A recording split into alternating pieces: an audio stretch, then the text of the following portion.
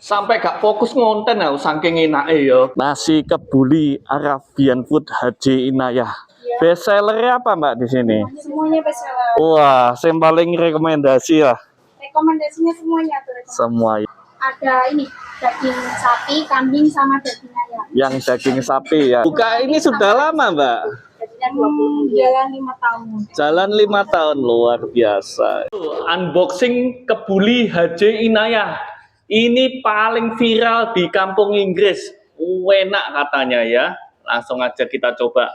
Ini 20.000 daging semua ini. Murah loh. Dapat kerupuk pula. Nah, ginian kelihatan ya. Langsung kita coba ya.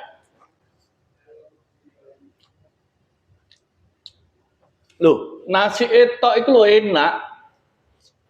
Nasi etok itu enak. Kalau daging sapinya ini, enak daging sapinya. Enak.